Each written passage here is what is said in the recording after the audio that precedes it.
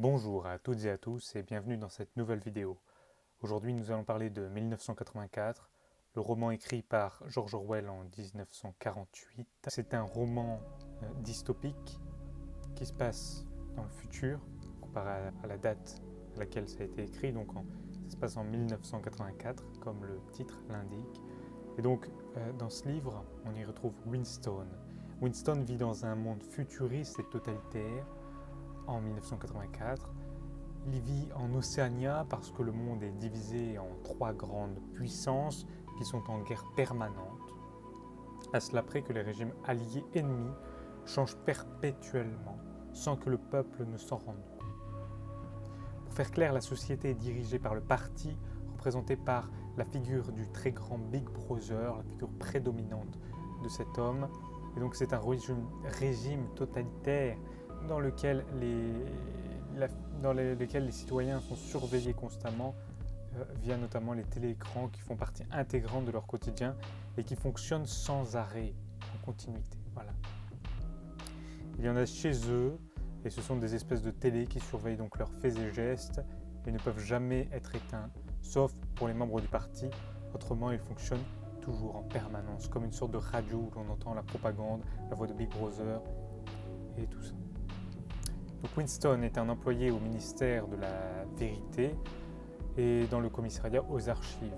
Sur le mur extérieur se trouvent les trois slogans du parti qui sont la guerre et la paix, la liberté et l'esclavage, l'ignorance et la force. Donc il participe malgré sa réticence quant aux pratiques de Longsock au premier plan de la falsification permanente de l'histoire imposée par la prétendue omniscience du parti et de son chef Big Brother. Il fréquente dans son ministère des personnages représentant chacun une vision du parti. Il est donc amené à remanier en permanence l'histoire avec un grand H afin que tout soit toujours en adéquation avec les idées du moment véhiculées par le parti. Donc il supprime donc le passé pour le remplacer. Il se rend compte peu à peu qu'il y a quelque chose d'anormal dans ce processus et son nom est devenu une métaphore de la victime innocente d'une machination politique et du réveil de la conscience. Donc car finalement, il apparaît comme l'éveil d'une conscience au sein d'un régime totalitaire. Dans cette société, il y a également le phénomène de la double pensée qui permet au parti de garder toujours le contrôle sur la société aliénée qu'il manipule. La double pensée indique une capacité à accepter simultanément deux points de vue opposés et ainsi mettre en veilleuse tout esprit critique. Voilà, c'est grâce à la double pensée finalement que le parti contrôle le peuple. Et c'est aussi une rupture avec le principe de non-contradiction sur lequel repose toute la science démontrable. Néanmoins, dans cette société, il y en a qui restent en dehors de ce régime. Ce sont les prolétaires qui, eux, ne sont pas surveillés en permanence, puisqu'aux yeux du parti, ils ne constituent aucune menace. Ils sont considérés comme des animaux, en quelque sorte, incapables de penser. Ils vivent, se reproduisent, travaillent et meurent. Ils sont le seul espoir pour renverser cette société totalitaire, mais en même temps, il n'y a aucun espoir parce qu'à la fin, comme on le voit dans ce livre, qui je pensais allait bien finir, et bien non. Il termine relativement mal.